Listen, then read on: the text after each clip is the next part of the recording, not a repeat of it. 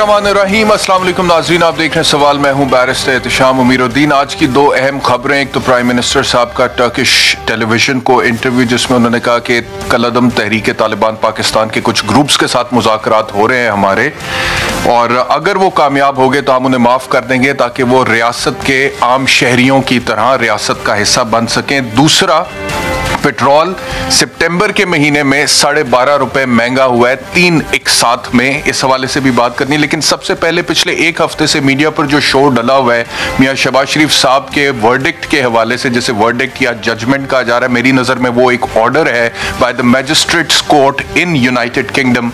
Government ये कह रही है कि कोई किसी किस्म की इक्वटल बरियत नहीं हुई है। PMLN ये कह रही है कि तमाम तर इल्जामात से बरियत हो गई है। उसके हवाले से उस डिबेट को थोड़ा सा समराइज करके आपके सामने पेश करते हैं। फिर 3 बुनियादी सवाल हैं उसके हवाले से, जिसको लीगल पॉइंट ऑफ व्यू से आंसर करेंगे आपके आज के शो में। तो इस डिबेट से 3 बुनियादी सवाल जनरेट होते हैं। सवाल नंबर 1 कि क्या ये जो ऑर्डर आया ये मियां शहबाज शरीफ साहब की बरियत का ऑर्डर है या फिर बरियत के मुतरादिफ कोई ऑर्डर है। सवाल नंबर 2, ये जो PTI की गवर्नमेंट है, क्या इसके कहने पर यह तहकीकात इनिशिएट की थी नेशनल क्राइम एजेंसी ने या उससे पहले से ये हो चुकी थी, और क्या पाकिस्तान तहरीक-ए-इंसाफ की गवर्नमेंट ने इन तहकीकात को परसू किया। सवाल नंबर 3, क्या पाकिस्तान तहरीक-ए-इंसाफ का जो करप्शन का बयानिया है पाकिस्तान मुस्लिम लीग नवाज के लीडर्स के खिलाफ, उसको शिकस्त हो चुकी मुकम्मल तौर पे। पहले बात करते हैं सवाल नंबर 1 की कि क्या ये बरियत है, बरियत के मुतरादिफ है। देखें, बरियत का सवाल तब पैदा होता है जब कोई केस अदालत में दाखिल होता है और दाखिल होने के बाद उसके ऊपर मुकम्मल तौर पर ट्रायल चलता है, एविडेंस आता है, बहस होती है, फिर सजा या जजा का फैसला होता है। अगर तो आपको इक्विटल मिल जाए, आपको कह दें कि आप बेगुनाह, तो वो बरियत होती है। अगर आप गिल्टी डिक्लेयर हो तो फिर वो सजा होती है। यहां पर कोई ट्रायल नहीं चला। हाँ, ये जरूर है कि नेशनल क्राइम एजेंसी ने इन्वेस्टिगेशन की। उस इन्वेस्टिगेशन के दौरान 2 अकाउंट्स पर उन्होंने अकाउंट फ्रीजिंग ऑर्डर लिया कि इन्हें मुंजमद कर दिया जाए, क्योंकि अगर कल को कोई मनी लॉन्ड्रिंग निकल आती है इन 2 अकाउंट्स में मनी लॉन्ड्रिंग का पैसा, तो ये मुंजमद हो जाए, वहां पर इनको सीज कर दिया जाए। इन्वेस्टिगेशन के बाद उन्होंने खुद एप्लीकेशन दी कि आप अकाउंट फ्रीजिंग ऑर्डर्स को सेट असाइड कर दें, और वो सेट असाइड कर दिए गए।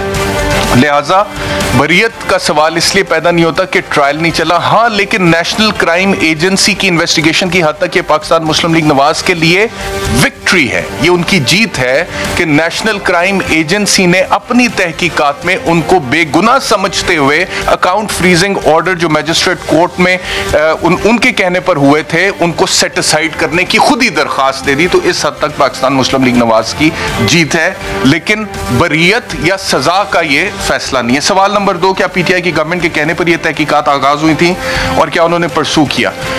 जितने शवाहिद मेरे पास आए उससे ये चीज सामने आती है कि पाकिस्तान तहरीक-ए-इंसाफ की गवर्नमेंट के कहने पर ये इन्वेस्टिगेशन स्टार्ट नहीं हुई थी, but once the Pakistan Tehreek-e-Insaf government was approached by the British authorities national crime agency, तो फिर उन्होंने एक दफा पूरा जोर जरूर लगाया कि किसी ना किसी तरीका से ब्रिटिश अथॉरिटीज को कोई ना कोई मनी लॉन्ड्रिंग के शवाहिद मिल जाएं और वो ये डिक्लेयर कर दें कि इसमें मनी लॉन्ड्रिंग का कोई ना कोई आंसर मौजूद है।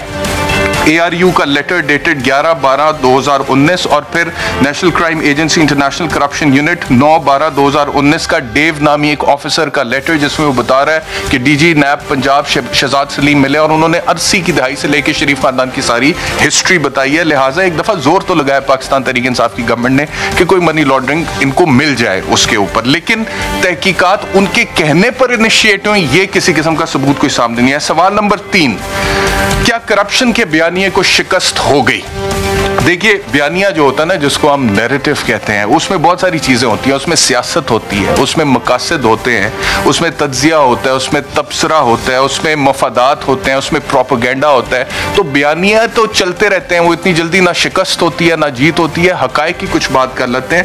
फैक्ट ये है कि ये जो ऑर्डर है, अगर मैं ये ऑर्डर आपकी इसकी समरी आपके सामने पेश करूं, ये 2 पेज का जो ऑर्डर है, इसमें सिर्फ इतना लिखा हुआ है कि 2 अकाउंट्स को फ्रीज किया जाता है 12 महीने के लिए। 17 दिसंबर 2019 को फ्रीज होते हैं। उसके बाद 3 महीने के लिए वो फ्रोजन अकाउंट्स फ्रीज करने का जो ऑर्डर था वो एक्सटेंड किया जाता है, तौसी होती है, फिर 3 महीने की तौसी होती है, फिर 3 महीने की तौसी होती है, और उसके बाद नेशनल क्राइम एजेंसी ये ऑर्डर कह रहा है कि उन्होंने एक एप्लीकेशन दी है कि सेट असाइड कर दिया जाए अकाउंट फ्रीजिंग ऑर्डर को, और बैंक्स को भी कोई एतराज नहीं है, लिहाजा वो account freezing order set aside कर दिया जाता है। बस इतना लिखा हुआ है। इसके आगे की कोई बातें नहीं लिखी हुई जो कि खुद कही जा रही हैं। अच्छा जी, अब कानूनी हकाइक, और ये भी मैं आपको चीज बता दूं, this is an order. Legal point of view से एक ऑर्डर जो होता है ना, that is different from a judgement. Judgement में फैसला होता है सजा और जजा का, तो ये जजमेंट तक तो बात गई नहीं, जैसे कि मैंने आपको शुरू में बताया।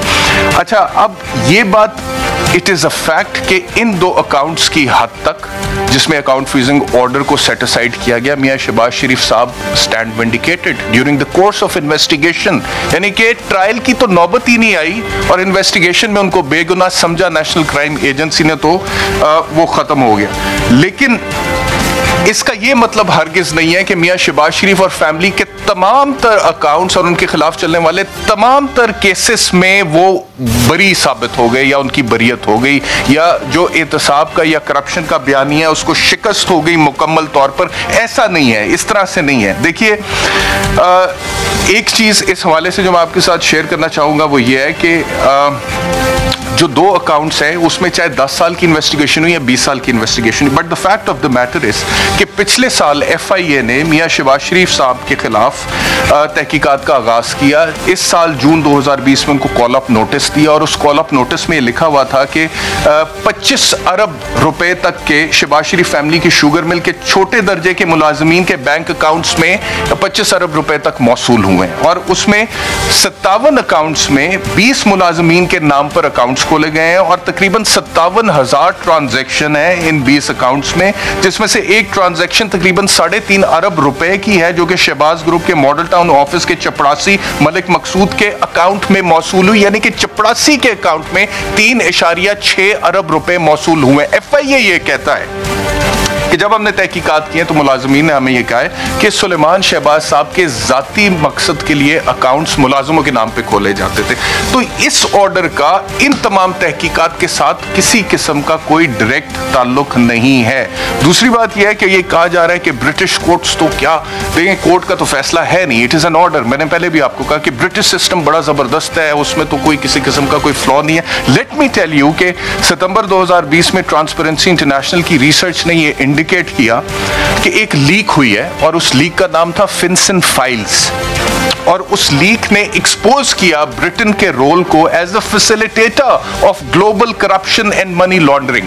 ये फिनसन फाइल्स जो थी, जो कि एक लीक थी, जैसे कि आपको विकी लीक्स याद होगा, इसमें यह बात सामने आई कि ब्रिटेन का जो रोल है वो फैसिलिटेटर का भी है ग्लोबल करप्शन और मनी लॉन्ड्रिंग में। और इस लीक ने यह दिखाया कि किस तरह से यूके बैंक्स कंसिस्टेंटली नाकाम हो रहे हैं सस्पिशियस फाइनेंशियल ट्रांजैक्शंस को रोकने में, बल्कि वो अपनी सर्विसेज ऑफर करते हैं करप्ट इंडिविजुअल्स को अपना पैसा छुपाने में। उसके बाद एक सब्सीक्वेंट इन्वेस्टिगेशन हुई by global consortium of investigative journalist, और उसमें भी ये बात सामने आई कि सस्पिशियस एक्टिविटी अकाउंट रिपोर्ट्स जो थी उसकी रोशनी में ये लिखा गया कि यूके का जो सिस्टम है वो वीक मनी लॉन्ड्रिंग डिफेंसेस है उसके अंदर, जिसकी वजह से यूके के अंदर मनी लॉन्ड्रिंग जो है वो रुक नहीं पा रही है। ट्रांसपेरेंसी इंटरनेशनल ने यह भी बताया सितंबर 2020 में कि 86 यूके बैंक्स और फाइनेंशियल इंस्टीट्यूशंस जो है उन्होंने मुख्तलिफ करप्ट इंडिविजुअल्स को हेल्प किया to move their suspicious wealth, और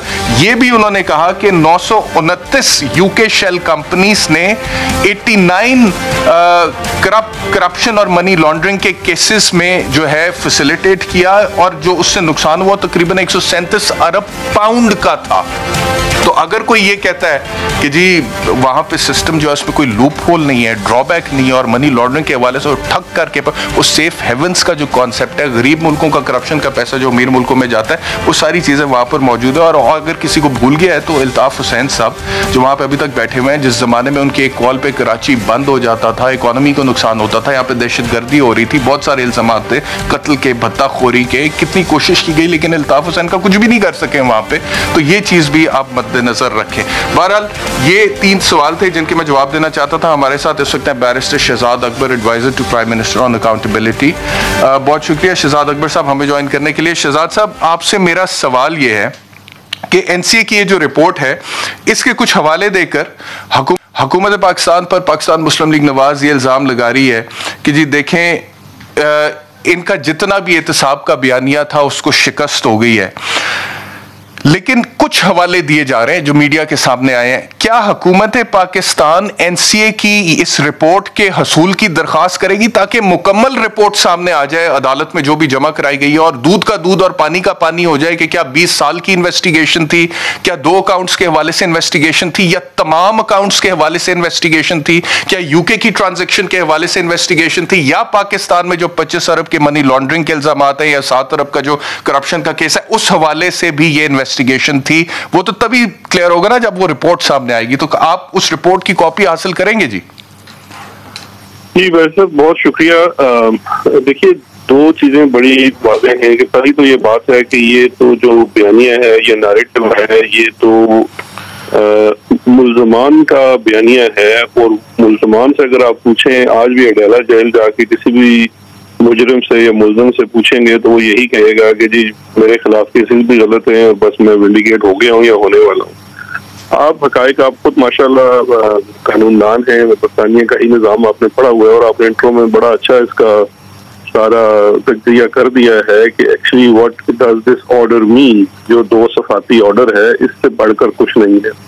जिस रिपोर्ट का हवाला दे रहे हैं, उन्होंने वो रिपोर्ट के कुछ मंदरजात शेयर किए हैं। वो देखिए, अगर हुकूमत पाकिस्तान इसके साथ काम कर रही होती या इस केस में उसकी मदाखलत होती तो हमारे पास तो ये रिपोर्ट लाजमी होनी चाहिए थी।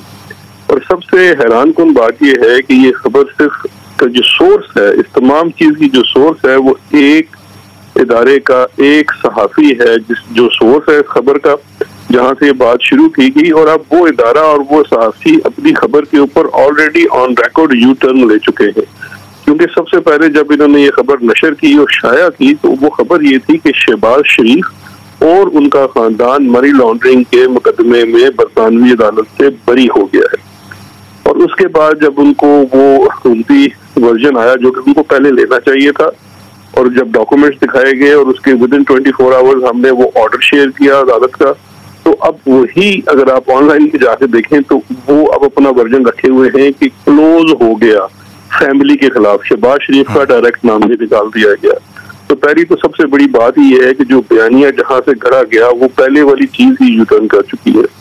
पाकिस्तान मुस्लिम लीग ने अपनी प्रेस कॉन्फ्रेंस के दौरान भी, और सबसे बड़ी बात है शहबाज शरीफ साहब में, इतना ज्यादा तजाद है उनकी बातों के अंदर।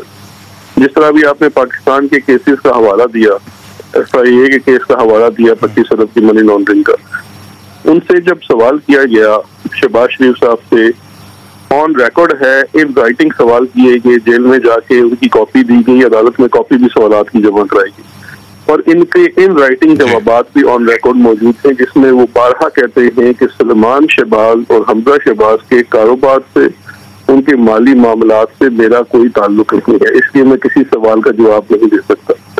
जबकि सलमान शहबाज के 2 एसेट फ्रीजिंग ऑर्डर्स की लिफ्टिंग के ऊपर इन्होंने पूरी 1.5 घंटे की प्रेस कॉन्फ्रेंस कर दी कि मैं विंडिकेट हो गया हूँ। तो मेरी तरफ से ये दरखास्त है कि ये वाजे कर दे कि ये कब कब उनके जिम्मेदार हैं और कब कब उनके जिम्मेदार नहीं है। क्योंकि ये तो नहीं हो सकता कि जब आपका एक, और देखिए सबसे जो आप इस बात को शहजाद साहब, जो सबसे इम्पोर्टेंट चीज है शहजाद साहब, मुझे ये बताइएगा कि जो सवाल था मेरा कि नेशनल क्राइम एजेंसी की जो रिपोर्ट उन्होंने अदालत में जमा कराई है, जिसकी बुनियाद पे account freezing order set aside हुए हैं, वो रिपोर्ट सामने मंजरे आम पे फिर ही पता लगेगा ना कि उसका स्कोप क्या है। वो क्या मनी लॉन्ड्रिंग की इन्वेस्टिगेशन तमाम केसेस में हो गई या सिर्फ 2 अकाउंट्स के हवाले से? जी, इस ऑर्डर के लिए जब ये 10 सितंबर का ऑर्डर लिया गया, तो चूंकि मैं इस वक्त कोविड की वजह से थोड़ा सा क्वारंटाइन में हूँ, तो मैं जैसे ही वापस ऑफिस आता हूँ तो ज्यादा बेहतर राब्ता होगा। लेकिन इस ऑर्डर के लिए मेरे दफ्तर ने जब राब्ता किया नेशनल क्राइम एजेंसी से, तो उन्होंने हमें ये बताया कि इस ऑर्डर के लिए कोई भी रिपोर्ट अदालत में जमा नहीं कराई गई। एक सिंपल रिक्वेस्ट जमा कराई गई कि अब bye consent of both parties हम ये AFOs विड्रॉ कर रहे हैं, खत्म कर रहे हैं। इसके अलावा उन्होंने कोई रिपोर्ट जमा नहीं कराई। ये जो रिपोर्ट दिखा रहे हैं, हम NCA से बिल्कुल पूछेंगे कि ऐसी कौन सी रिपोर्ट है, अगर वो हमसे शेयर कर सके। तो देखिए, एक चीज बड़ी वाज़ेह है, आपने अपने इंट्रोडक्शन में एक बात कही, वो मैं उससे थोड़ा सा इख्तिलाफ करूंगा कि पाकिस्तान हुकूमत ने अपना पूरा जोर लगाया, ऐसे नहीं है। 7 दिसंबर इन्होंने जो लेटर पब्लिश किए हैं वो तो ऑलरेडी एक दो गवर्नमेंट्स के बीच के लेटर्स हैं, लेकिन देखिए हमें इन राइटिंग 7 दिसंबर 2019 को रिक्वेस्ट वसूल हुई बरतानवी नेशनल क्राइम एजेंसी से कि इन इंडिविजुअल्स के खिलाफ हम AFOs ले रहे हैं। उन्होंने उस ट्रांजैक्शन का हमसे नहीं पूछा, क्योंकि उस ट्रांजैक्शन की तो पूरी तफसील उनके पास मौजूद है, क्योंकि वो उनका सब्जेक्ट मैटर है। उन्होंने हमसे सिर्फ ये पूछा कि इन अशखास के खिलाफ पाकिस्तान में क्या मुकदमात जो हैं, जो हमें मीडिया रिपोर्ट से पता चलता है, उनका स्टेटस क्या है, और उसका जवाब हमने उनसे जो 11 दिसंबर का लेटर है वो उस लेटर का जवाब। शहजाद साहब एक और सवाल का जवाब दे दीजिएगा जी, बहुत इंपॉर्टेंट है कि ये आपने जितना भी कॉरेस्पॉन्डेंस की है नेशनल क्राइम एजेंसी के साथ, क्योंकि आप खुद ये कह रहे हैं कि 25 अरब के मनी लॉन्ड्रिंग के केसेस मियां शहबाज और फैमिली के खिलाफ यहाँ पर पेंडिंग है, फिर 7 अरब का एक और केस है, तो ये जो आप कहते हैं कि टीटीज आई हैं, जाली फेक टीटीज हैं, क्या कोई जाली फेक टीटीज का रिकॉर्ड आपने NCA से शेयर किया जो लंदन से पाकिस्तान आई थी या पाकिस्तान से लंदन गई थी? इस तरह का कोई रिकॉर्ड नैब ने, ARU ने या हुकूमत पाकिस्तान ने NCA से शेयर किया? नहीं, हमने केस की डिटेल्स शेयर की, लेकिन हमारे पाकिस्तान के केस में जो पीरियड है, जो टीटीज यूके से दिखाई गई है, वो 2007 से लेकर 9 तक की है। ये जो अकाउंट फ्रीजिंग हुई है और जिन अकाउंट से हुई है वो सलमान शहबाज के अकाउंट से, और वो 2019 की ट्रांजैक्शन है। जिन अकाउंट्स का इन्होंने, क्योंकि इनकी जो टीटीज बरतानिया से आई हैं पाकिस्तान के मुकदमे में, वो सलमान शहबाज के अकाउंट से नहीं आई, वो मंजूर पापड़ वाले के अकाउंट से आई है। अब मंजूर पापड़ वाला तो कभी बरतानिया गया ही नहीं, वो बेसिकली फेक टीटी है, वो इन रियलिटी बरतानिया से नहीं आई। ये हमारा उसके अंदर केस है। वो हुंडी हवाला का लिए जो एक इस्तेमाल किया जाता है मीडियम, वो मीडियम इस्तेमाल किया गया था। हमारा टोटल केस वो है। ठीक है शहजाद अकबर साहब, बहुत शुक्रिया हमें ज्वाइन करने के लिए। यानी कि अभी तक मालूमात सामने आई हैं और रिकॉर्ड सामने आए हैं, उससे ये साबित होता है, मैं पहले भी कह चुका हूँ इंट्रो के अंदर, मैं फिर कहूँगा जो बात सही है वो सही है कि 2 अकाउंट्स की इन्वेस्टिगेशन नेशनल क्राइम एजेंसी ने जो की है, जो वाज़े आता है इस ऑर्डर से जो 10 सितंबर 2021 का ऑर्डर है, उसमें 2 अकाउंट्स जो कि पहले फ्रीज कर दिए गए थे उनको सेट असाइड कर दिया गया उस ऑर्डर को, इस वजह से कि नेशनल क्राइम एजेंसी ने खुद एप्लीकेशन दी कि जी अब इनको फ्रीज करने की जरूरत नहीं है। तो उस ऑर्डर में तो स्कोप 2 अकाउंट्स की हद तक है। उस हद तक पाकिस्तान मुस्लिम लीग नवाज को मुबारक, मियां शहबाज साहब को मुबारक, उनकी फैमिली को मुबारक that he stand vindicated. Investigation में ट्रायल की जरूरत ही नहीं आई, बरियत का तो सवाल पैदा ही नहीं होता। लेकिन बाकी जितने भी केसेस हैं उसका जिक्र इस ऑर्डर में नहीं है, और ना वो अब NCA के डोमेन में था, जुरिस्डिक्शन में था उसकी। वो शहजाद अकबर साहब कह रहे हैं कि कोई रिपोर्ट नहीं है। अगर कोई रिपोर्ट है तो पाकिस्तान मुस्लिम लीग नवाज को वो मीडिया से शेयर करनी चाहिए जिस तरह बाकी डॉक्यूमेंट्स वो शेयर कर रहे हैं और सामने, ताकि पता लग जाए ना, दूध का दूध और पानी का पानी हो जाए कि क्या मियां शहबाज शरीफ साहब के खिलाफ मनी लॉन्ड्रिंग के तमाम इल्जामात और तमाम केसेस के हवाले से NCA ने इन्वेस्टिगेशन की थी या सिर्फ 2 अकाउंट्स के हवाले से की थी। एक ब्रेक लेते हैं, ब्रेक के बाद वापस आएंगे। पेट्रोल की कीमतें बढ़ती हुई, गवर्नमेंट के खिलाफ एहतजाज हो रहा है, पार्लियामेंट में भी, बाहर भी अवाम तंग है, और प्राइम मिनिस्टर साहब का स्टेटमेंट के TTP के साथ मुज़ाकरात हो रहे हैं कुछ ग्रुप्स के साथ। After the break.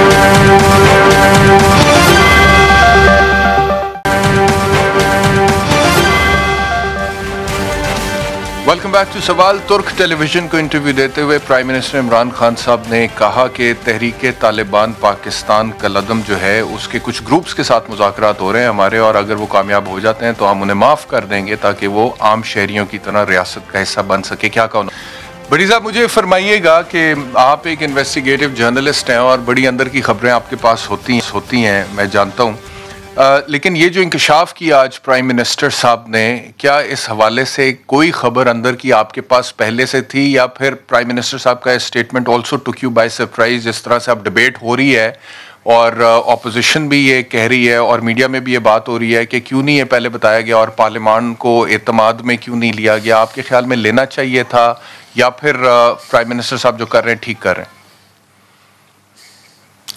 बिस्मिल्लाहिर्रहमानिर्रहीम। कोई भी प्राइम मिनिस्टर हो वो आइन और कानून के पाबंद होते हैं, उन्होंने ओथ लिया होता है। TTP से मुज़ाकरात उन्होंने अचानक नहीं बात कही। मेरी इतला के मुताबिक कुछ अरसा कबल अफगानिस्तान में अहम तरीन शख्सियत गई थी, उधर से बात शुरू हुई, लेकिन मेरी समझ में नहीं आता एहतशाम आप छोटे भाई हैं, 80,000 हमने कुर्बानियां दी। हमारे पाक फौज के जर्नैल से लेके सिपाही तक शहादतों की ना ख़त्म होने वाली दास्तान।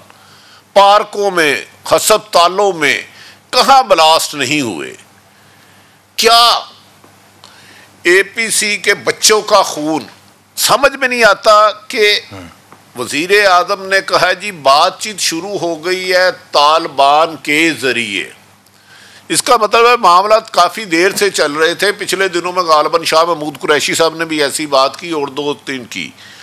लेकिन क्या उन लोगों को जो अगर हथियार नहीं डालते, जिन लोगों ने लातदाद संगीन क्राइम किए हैं, संगीन दहशतगर्दी, उन सबको माफ़ कर दिया जाएगा?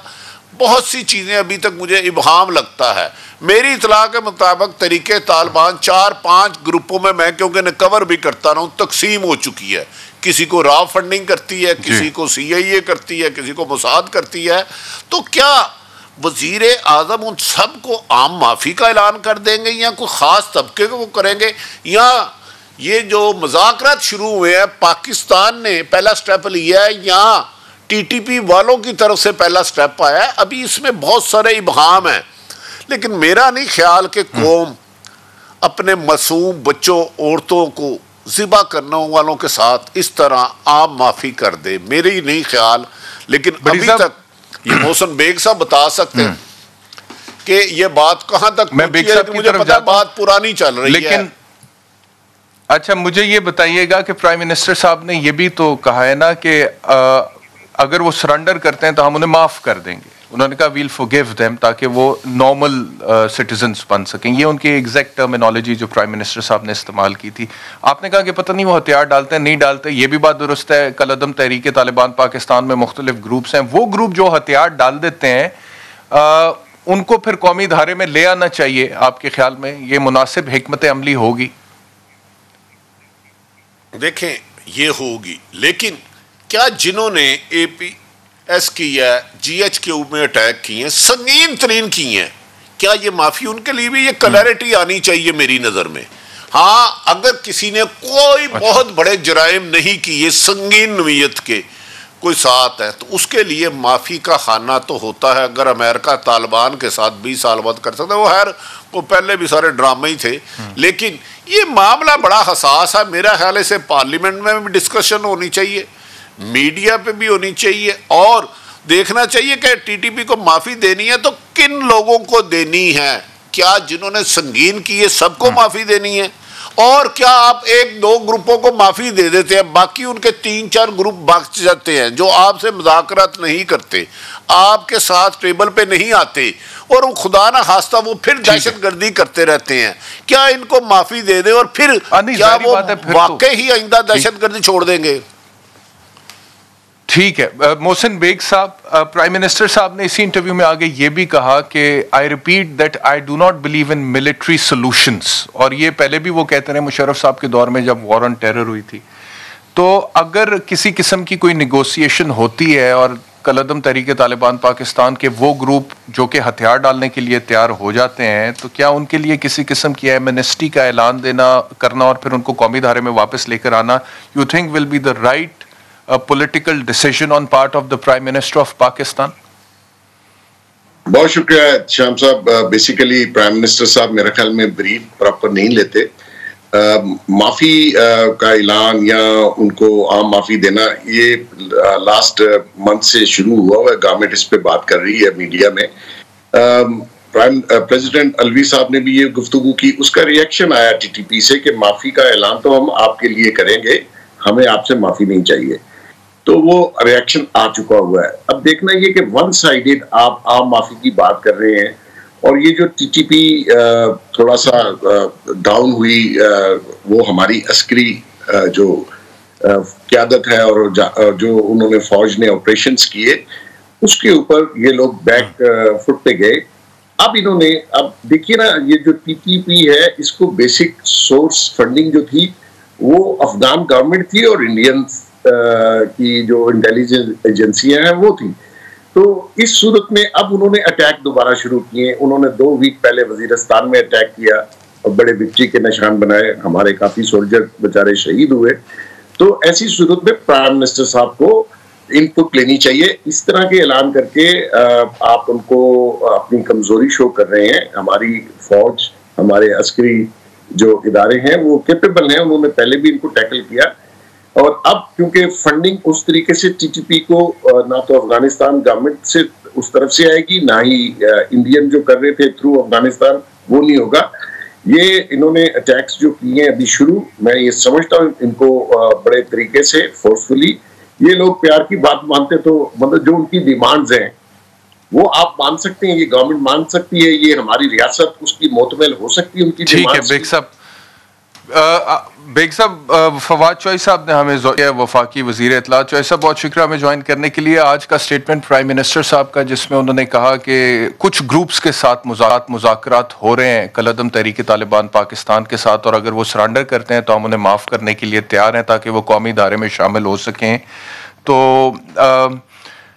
इसके ऊपर ऑपोजिशन को जो एक एतराज़ हो सकता है, क्योंकि अभी तो अब ये डिबेट खुल रही है कि जी आपने पार्लियामेंट में इसको क्यों नहीं डिस्कस किया, पार्लियामेंट को क्यों नहीं एतमाद में लिया, तो क्या तमाम स्टेक होल्डर्स को एतमाद में लेकर ये डायलॉग हो रहा है? जी देखिए जी, पहली बात तो ये है कि इसमें तमाम स्टेक होल्डर्स से जाहिर है कि जब नेशनल सिक्योरिटी कमेटी की भी मीटिंग हुई, वहाँ पर भी डिटेल डिस्कशंस जो हैं वो हुई थी, गुफ्तगू भी हुई थी।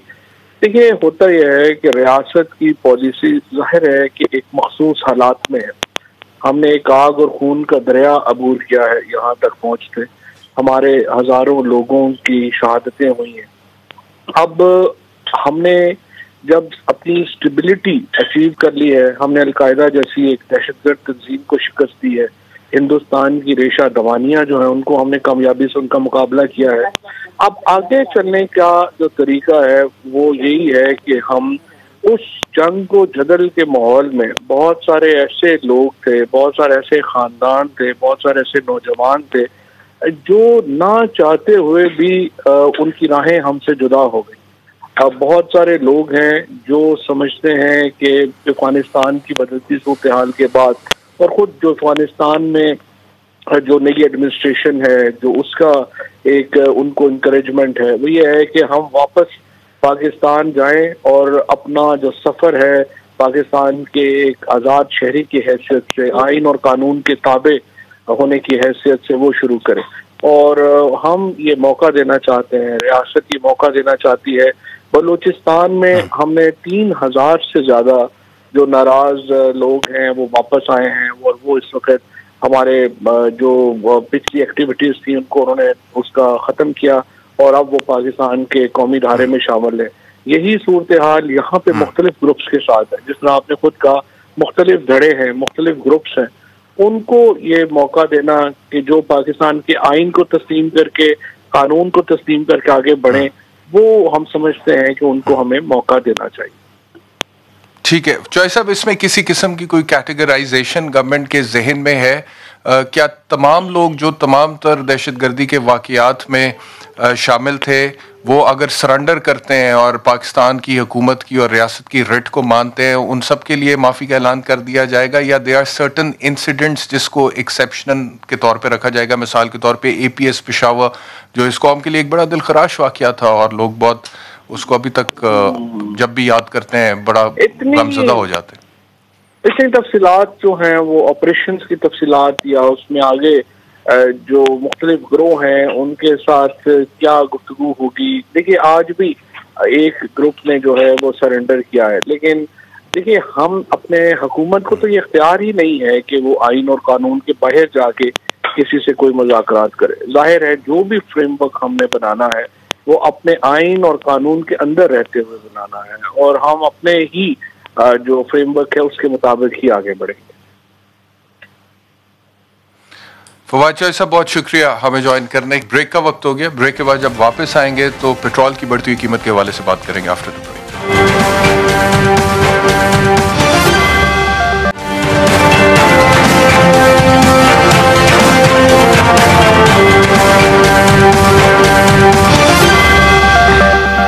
Welcome back. भट्टी साहब, ये 1 सितंबर को 3.5 रुपए पेट्रोल महंगा किया गवर्नमेंट ने, फिर 15 सितंबर को 5 रुपए महंगा किया और आज मजीद 4 रुपए महंगा कर दिया। लेकिन फाइनेंस मिनिस्टर ये कहते हैं कि निस्बतन अभी भी कम है पेट्रोल की कीमत पाकिस्तान में खित्ते की निस्बत। फिर एक और बड़ी इंटरेस्टिंग मिसाल उस पर उन्होंने दी और मुझे यकीन है आपका तज्जिया उससे भी ज़्यादा इंटरेस्टिंग होगा। उन्होंने कहा कि हम मछली नहीं दे रहे खाने के लिए, हम मछली पकड़ना सिखा रहे हैं गरीब आदमी को। एहतशाम, गुजारिश ये है कि सितंबर हमेशा सितमगर होता था, फिर इन सितमगरों ने हमारी ज़िंदगी सितमगर कर दी। मैं क्या बताऊं, इनके ज़ख्म कहाँ कहाँ अपने घाव दिखाऊं। ये मछली पकड़ना नहीं सिखा रहे, ये पानी ही खुश कर रहे हैं कि मछली मर जाए, मर जाए। ये पानी ख़त्म कर रहे हैं। मछली पकड़ना तो उसको सिखाएंगे ना जब मछली दरिया में होगी। जब पानी में मछली ना होगी तो पकड़नी क्या सिखाओगे। और दूसरा, दुनिया से बड़ा कंपैरिजन करते हैं। इन्होंने कभी अपने पैसों से कभी कोई खर्चा किया हो तो इन्हें पता हो कि दुनिया की, इधर लंदन की टिकट कितने की है, 5 स्टार होटल में खाने खाए हो तो पता हो। लंदन में कंपैरिजन मैं किसी टीवी पे देख रहा था, उधर जो पेट्रोल डालता है ना, वो खुद डालता है, उधर जो गार्ड होता है उसकी सैलरी मिनिमम पाकिस्तानी 2 लाख बनती है, 8 पाउंड पर आवर। इधर आपकी 70% पॉपुलेशन की इनकम 30,000 से कम है। और खुदारा किसके साथ कंपैरिजन कर रहे हो, गधा और घोड़ा क्यों मिला रहे हो। कुछ तो सोचो कहते हुए, तुमने हमारी कुव्वत खरीद खत्म कर दी। 70% से ज्यादा पॉपुलेशन की इनकम 30,000 से कम है इस मुल्क की। लाख भी जिसकी इनकम है मुझे बता दे, मैं लाख ले आता हूं, ये सिर्फ 5% होगी। उसके 4 बच्चे हैं। एहतशाम साहब, कम से कम एक स्कूल की फीस इधर 25,000 है। 4 बच्चे वो पढ़ाते हैं, वो तो फीस ही चले गई। किराए के घर पे भी ना रहे, सड़क पे सोए, और अच्छा फिर बेलिबास भी हो जाए, जूता भी ना पहने, किसी खुशी में ना भी जाए, किसी गमी में भी ना जाए। मुझे समझ नहीं आती आबादी कंट्रोल करने का हसीन तरीका इन्हें कैसे आया कि लोगों को मारना कैसे है। आवाज बंद। मेरे भाई, तुमने मछली खाने जगह छोड़ा है तो तुमने तो आटा खाने जगह नहीं छोड़ा, आपने तो पानी पीने जगह नहीं मुझे छोड़ा। आपने मेरी 90%, मैं नबी के सदके शायद बहुत ज्यादा जिंदगी बेहतर गुजार हूं, लेकिन मेरी 90% आबादी 2 वक्त का खाना नहीं खा सकती। एजुकेशन तो लग्जरी हो गई है, सेहत तो एलीट क्लास की क्लास है। ये एलीट कैप्चर ने तबाह कर दिया है, हकायक से इतनी दूर है कि एहतशाम साहब, आज मैं 2 अस्पतालों में होके आया हूं। सिर्फ आप सुबह जना अस्पताल, जनरल अस्पताल चले जाए और उन्हें पूछे कहां से आए हैं, इनकम कितनी है, बाप क्या करता है, बच्चे कितने हैं, आप आंखों में बेवजन आंसू लेकर ना आएंगे तो मेरा गिरेबान पकड़ लीजिएगा। ये सिर्फ करके देखे। ये बनी गाला, ये जाती उमरा, ये बिलावल हाउस, इन्हें क्या पता। पंजाब के तमाम 12 करोड़ पंजाबियों को वो कहते हैं हेल्थ कार्ड जल्दी मिल जाएगा। फिर प्राइवेट हॉस्पिटल, गवर्नमेंट हॉस्पिटल, जहां मर्जी जाके वो 7.5 लाख रुपया एक हेल्थ कार्ड में मेरे ख्याल में पंजाब में होगा। खैबर पख्तूनख्वा में तो 10 लाख है। वो फिर इलाज कहते हैं ये एक इतना बड़ा स्कैंडल होगा, ये एक इतना बड़ा स्कैंडल होगा कि दुनिया भूल जाएगी। आप हमीद लतीफ, स्कैंडल कैसे होगा भट्टी साहब? डॉक्टर अस्पताल, ये मैं बताऊंगा, अभी बड़ा कुछ आना है, बल्कि आ चुका है, लेकिन बहालत मजबूरी इस वक्त जब हाक में वक्त होता है, आप डॉक्टर अस्पताल कोरोना का पेशेंट ले जाए, पर डे मिनिमम लाख रुपया खर्चा है, मिनिमम। यार प्राइवेट अस्पताल चले गया, उसका तो घर बिक जाता है। ठीक, एहतशाम, घर बिक जाता है, घर। और अल्लाह का वास्ता है, सरकारी अस्पताल बेहतर करो, उधर मेडिसिन दो, स्कूल बेहतर करो। लाहौर में आप भी रहते हैं, सेंट्रल मॉडल ख्वाहिश होती थी उसमें बच्चा जाए, अब भूत बंगला बन गया है। आप मुझे 3 सालों में एक अच्छा स्कूल बता दें जिसमें आप अपना, मैं अपना, कोई सेक्रेटरी एजुकेशन अपना, मिनिस्टर एजुकेशन अपना बेटा स्कूल में पढ़ा सकता है। मुझे सरकारी स्कूल उसका नाम बताएं। देखे ना, सूबाई दारुल हुकूमत है लाहौर, कहने लाहौर नहीं देखा, जमिया नहीं, एक नाम बताए ना, ये एहतशाम नाम बताए कि जिसमें आप और मैं अपने बच्चे को फख्र से कराया जाता है। बताऊं आपको, सरकारी स्कूलों में कहां से मैं आपको नाम बताऊं? आप बिल्कुल ठीक कह रहे हैं, मैं आपसे इत्तेफाक करता हूं। बेग साहब, ये भट्टी साहब जो बात कर रहे हैं कि कुव्वत खरीद की और लाइफस्टाइल की, कि वो ये जो फाइनेंस मिनिस्टर कहते हैं कि निस्बतन पेट्रोल की कीमत अभी भी कम है पाकिस्तान में बाकी मुल्कों के मुकाबले में, और ये जो भट्टी साहब हवाला दे रहे हैं जिन मुल्कों का, मैं सिर्फ 1 मिनट में आपको एक वाकया सुनाता हूं। मैं 2005 में जब पढ़ने के लिए लंदन गया तो वहां पर शुरू में I was late to apply in the hostel accommodation, university के जो थी, तो मुझे उन्होंने कहा कि कुछ दिन आपको प्राइवेट अकोमोडेशन कहीं पे गुजारने पड़ेंगे, उसके बाद आपको यहाँ पे अकोमोडेशन मिलेगी। मैंने एक प्राइवेट अकोमोडेशन अपार्टमेंट वगैरह स्टूडेंट लाइफ में जैसे होता है ढूंढा, तो वो अपार्टमेंट में जो मेरा कमरा था उसके साथ 2 और कमरे थे। उन 2 कमरों में बाद में मैं जब उनसे गपशप वगैरह हुई तो मुझे पता लगा, तो वो जो लोग थे उनका लाइफस्टाइल जो था वो ये था कि वो शाम को अपना खाना बनाते थे, बड़ा बॉइल्ड करते थे, वेजिटेबल्स को, चिकन को सूप बनाते थे, पीते थे, अपनी वो मतलब कि डाइट का, बड़ा हेल्दी डाइट का ख्याल रखते थे। फिर शाम को मैंने देखा कि उनकी मेज़ पे जो है ना हर तरह का फल मौजूद होता था, केले, अंगूर, जो भी मुनासिब फल होते थे सीजन के वो भी पड़े होते थे। फिर उनमें से एक बंदा जो था वो किताबें पढ़ने का भी शौकीन था और उसकी एक छोटी सी लाइब्रेरी भी थी। तो मुझे जब तजस्सुस हुआ कि ये करते क्या है, तो मुझे पता लगा बेग साहब कि ये वहां पे राज मिस्त्री हैं, ये मजदूर हैं, ये 8 घंटे की शिफ्ट करते हैं जाके, वो जैसे मजदूर काम करते हैं ना कोई कंस्ट्रक्शन साइट पे, वो करते हैं। तो ये भट्टी साहब की बात बिल्कुल दुरुस्त है कि वहां पे जो लाइफस्टाइल अदरवाइज है उसका मुकाबला तो नहीं करता ना हमारा यहाँ पे गरीब आदमी। तो पेट्रोल की कीमत चाहे निस्बतन कम होगी लेकिन लोगों की चीखें तो फिर भी निकल रही हैं। बेसिकली साहब सरकार में खासकर खान साहब की गवर्नमेंट में इनको ग्राउंड रियलिटीज का नहीं पता। मैं बहुत अरसे से कह रहा हूं कि मुल्क तो अल्लाह की मदद से रहेगा लेकिन ये रहने के काबिल नहीं रहेगा। इसमें जो लिविंग कंडीशंस हैं वो किसी एजेंडे के तहत खत्म की जा रही हैं, और ये कहना कि जी हेल्थ कार्ड है या वो जो एहसास प्रोग्राम के तहत खाना मिलता है, अब ये चाहते हैं कि सब लोग उस हेल्थ कार्ड के जरिए जिंदा रहें और उस खाने के जरिए जिंदा रहें जो ये फ्री में इनकी वैन्स बांटती हैं। थोड़ा सा मकसद ये है कि हमें यूरोप की, स्कैंडिनेवियन की, अमेरिका की, लंदन की मिसालें देते हैं, और खान साहब कहते भी हैं कि मेरे से ज्यादा इंग्लैंड को कोई नहीं जानता। तो फिर इनको पता होना चाहिए कि जो महज़ब कंट्रीज हैं, आप इंग्लैंड की मिसाल ले लें, 38 ईयर्स में दूध की प्राइस नहीं बढ़ी, अंडों की प्राइस नहीं बढ़ी और ब्रेड की प्राइस नहीं बढ़ी। मैं आपको गारंटी से कहता हूँ कि ये जो 4-5 एसेंशियल आइटम्स हैं ये पाकिस्तान से वहां सस्ती हैं, और किसी को शक है तो जाके देख ले। तो ये ग्राउंड रियलिटी से बड़े दूर है। ये जो अभी शौकत तरीन साहब ने पेट्रोल का कहा, आपने भी प्राइसेस बताई, इन्होंने परसों LNG वालों को कहा कि आपका और पेट्रोल का फर्क बहुत कम रह गया, तो मैं इसको 45 रुपए पे लेके जाऊंगा, 145 रुपए लीटर।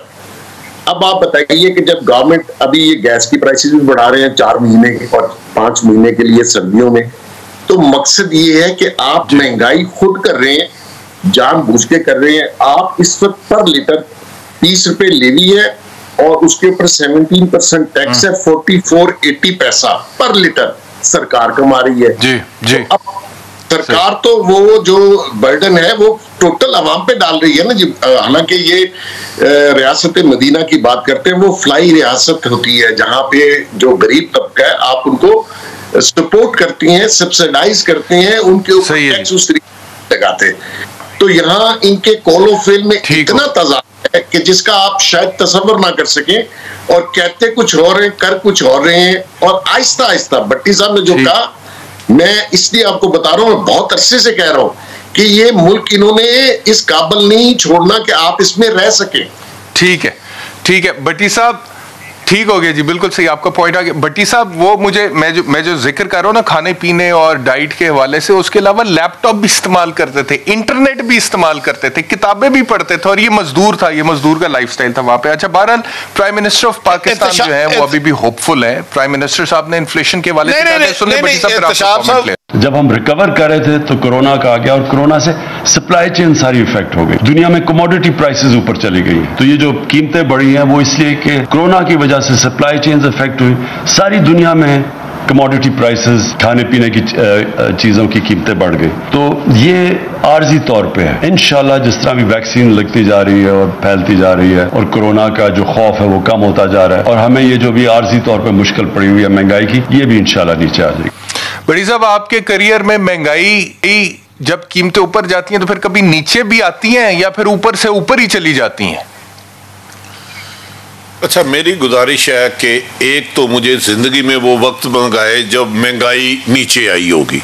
मेरे वज़ीर आज़म फरमाते हैं कि मैं मगरिब को आपसे ज़्यादा जानता हूँ। इवन कि एक दफ़ा उन्होंने कहा लाहौर को, मैंने कहा सर लाहौर में कच्ची आबादियाँ आपने कितनी देखी हैं? 8 कनाल के घर में रहना, 4 कनाल के घर में रहना, 2 करोड़ की गाड़ी में फिरना लाहौर नहीं है। मगरिब में वो जानते होंगे, मुझे नहीं पता मगरिब में उन्होंने कहाँ नौकरी की, किस एक कमरे के छोटे से कमरे में रहते थे, यहाँ वो लग्जरी जिंदगी गुजार रहे थे। बाहर बैरून मुल्क एक आदमी की, एक तो आपकी एजुकेशन मुकम्मल फ्री, आपकी हेल्थ मुकम्मल फ्री, और आप बेरोजगार हो जाए तो आपको 1000 पाउंड आराम से बंदा कमा लेता है। मजदूर लेवल, ये सिक्योरिटी गार्ड अगर टैक्सी चलाता तो 3000, तो 200-300 पाउंड में वो महीने का खाना खा लेता है। मुझे दुख होता है खुदा की कसम, लेकिन वो दुनिया में रह रहे कैसे गुमराह कर रहे हैं। प्राइम मिनिस्टर साहब कहते हैं वो टैक्स भी देते हैं, यहाँ पे लोग टैक्स नहीं देते हैं, तो हम कहाँ से हेल्थ फ्री करें, एजुकेशन फ्री करें? अच्छा, वहां का प्राइम मिनिस्टर जब रिटायर्ड होता है ना या अपनी नौकरियात पूरी करता है, उसी फ्लैट में जाके रहता है जिसके 2 कमरे होते हैं छोटे छोटे और नेचुरल रोशनी भी नहीं आती। वो साइकिल पे जाता है, वो रिटायर होके बनी गाला, जाती उमरा, बिलावल हाउस नहीं जाते, वो वही जिंदगी गुजारते हैं जो गुजार रहे हैं। अगर मेरी इनकम 10 करोड़ रुपए महीना है, मेरी तरफ से 2000 रुपए लीटर पेट्रोल कर दे, मुझे क्या फर्क पड़ेगा? भट्टी साहब बहुत शुक्रिया। इंशाल्लाह कल आपसे दोबारा मुलाकात होगी। अपना ख्याल रखिए। अल्लाह।